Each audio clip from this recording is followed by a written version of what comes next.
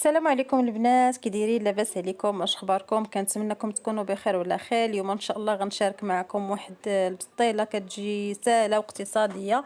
غادي نديرها بالدجاج وفي نفس الوقت فيها نسمه ديال الحوت، واخا ما دايرهاش بالحوت، وعجينه اللي هي سهله بحال الرغيفه. مهم بقاو مع لا فيديو. وانتم كما كتشوفوا درت واحد جوج بصلات، قطعتهم صغارين، وواحد الفليفله.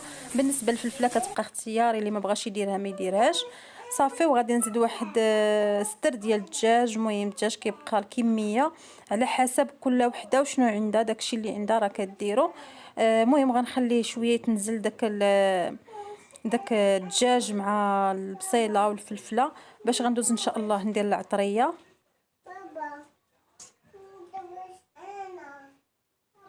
بالنسبه للعطريه عندي واحد المعلقه صغيره ديال السكينجبير، واحد المعلقه ديال الخرقوم اللي يعني ديال البلدي، وعندي معلقه الكمون، معلقه التحميره، وجوج معالق ديال العطريه ديال الحوت.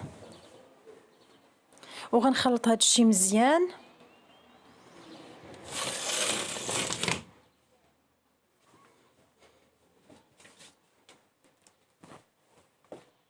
وبالنسبه للخضره يمكن لكم تزيدوا خيزو محكوك او قريعه خضراء محكوكه. المهم انا غندير غير قريعه خضراء. خيزو ما غنديروش، خيزو راه كيجي زوين محكوك. درت واحد جوج قريعات محكوكين،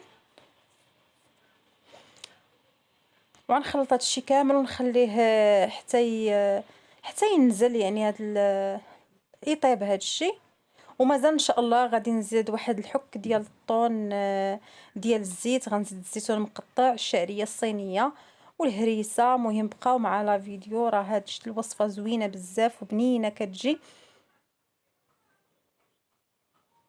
ها نتوما كما كتشوفوا من بعد ما هبط ليا داك القريعه والدجاج وطاب ليا، دابا غادي نزيد الشعريه الصينيه اللي درتها في الماء سخون ودرتها تقطرات مزيان وقطعتها.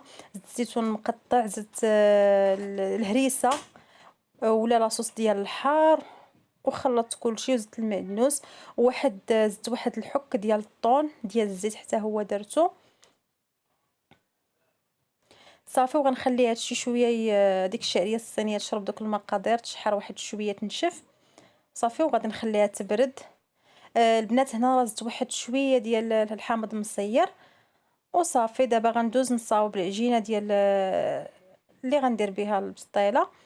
بالنسبه للطحين درت الفورص رطب، درت واحد الزلافه، درت شويه الملحه، وواحد المعلقه كبيره ديال الزيت ديال زيت عاديه يعني ديال الطياب ماشي بلديه.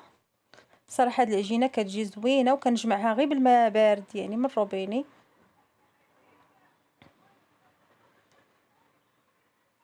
كنجمعها عادي ندلكها واحد شويه. ما تكونش مهم ما تكونش قاصحه وما تكونش جاريه، المهم تكون هي هذيك العجينه. وغادي ندهنها بشويه الزيت من الفوق ونديرها في واحد البلاستيكه ونخليها ترتاح. راه كتجي مرخوفه وزوينه هاد العجينه كتجي. صافي غنديرها في هاد الميكا وغادي نخليها كما كتعرفوا ما فيهاش الخميره، ما غاداش تخمر. هانتوما كتشوفوا البنات من بعد ما ارتاحت ليا واحد نص ساعه درتها كبيرات هكا وخليتهم حتى هما ارتاحوا شويه. دابا باش غندوز ان شاء الله نصاوبها. شوفوا البنات كيفاش العجينه هي كل ما شحال ما خليتيها يعني كتطلق، شحال ما كتطلق لك بسرعه، يعني كتجي ساهله في الطليق. شوفوا البنات كاع ما كتعذب في البلاصه كتطلق. غناخد الكويره الكبيره لانني درت تقريبا 5 ولا 6 صغارين ووحده كبيره. درت 6 وحده كبيره و5 صغارين. غنطلقها بهذه الطريقه وغنزيد وحده اخرى صغيره باش هذيك الكبيره التحتانيه هي اللي غنجمع بها في الاخر، وهاد الصغارين عاد نعمر فيهم.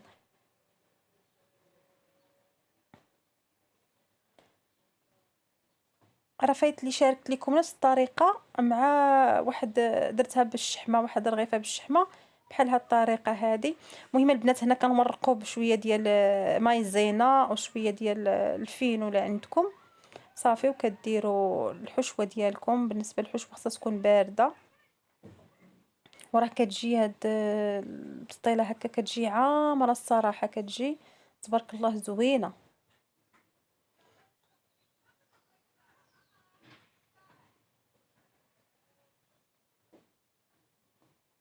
بالنسبة للطون البنات كيبقى اختياري، اللي ما بغاش يدير عاد الدجاج يديرو. المهم عاد الطون كيعطي داك النسمة ديال الحوت، فعلا راها مصاوبة بالحوت واخا هي بالدجاج. صافي وكنغطيه البنات هكا وكنورق بمايزينا وكنعاود ندير وحيدة اخرى ونعمر فوق منها. هانتوما كما كتشوفوا راه الصورة واضحة. نعاود نهز ديك الشعرية الصينية والدجاج الحشوة غادي نحطها، وديما ديك الاولى كنخليوها يعني ما نعمروش فيها، نخليوها هي باش غنطويو ونجمعو. صافي وغندير الورقه ديالي من الفوق ونعاود نعمر فوق من هاد الورقه حتى هي راه يعني كل ورقه كنديرها كنرش واحد شويه المايزينا باش كتجي مورقه. يعني خاصكم ضروري البنات بانكم تورقوه مزيان، يعني ما تجيش العجينه تكون بحال الرغيفه. صافي وفي الاخر هذيك الاخرى اللي كنطويها ما كندير فوق منها لا حشوه لا والو وكنبدا نطوي. هانتوما كما كتشوفوا ساهله ساهله بالزربه كتوجد وكتجي زوينه. صافي دهنت المقله. بالنسبه بغيتو ديروا الورق ديال هذا ديروه، ما بغيتوش دهنوا غير المقله ولا شي مول عندكم داير. انا ما غاديش نورك عليها بزاف، ما نقرصهاش بزاف باش تبقى منفوخه وتبقى تجي طالعه. صافي ودابا غندوز ان شاء الله غندهنها بالزبده اللي مذوبه. بالنسبه باش كنت كنفرقها في الاول يعني كان نكرس دوك هذا غير بالزيت ماشي بالزبده. دابا اللي غندير لها الزبده على الوجه ديالها باش تجي محمره وتجي مقرمله من الفوق.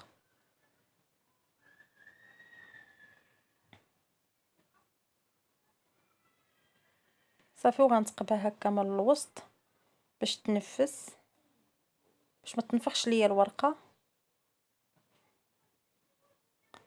والطياب عادي البنات نطيبها من التحت مزيان، وعاد نطيبها يعني العافيه عليها من التحت تحسوا بها طابت، وعاد نهبطوها لتحت ودهنتها بواحد الصفر بيضه. وصافي البنات هكا البسطيله ديالي جات. بالنسبه البسطيله كتجي مقرمشه وزوينه وزوقتها هكا بالفرماج، يعني كيبقى اختياري بالنسبه للتزواق. وهذه هي البسطله ديال اليوم، ونتمنى انه يعجبكم الفيديو. وسمحوا لي بزاف الا كانت عطل عليكم، عاد كنحط لكم لا فيديو. تبقاو على خير، ما تنساوش تشجعوني وتدعموني وتزيدوا من لايكات ديالكم والبارطاج الفيديو. بسلامة.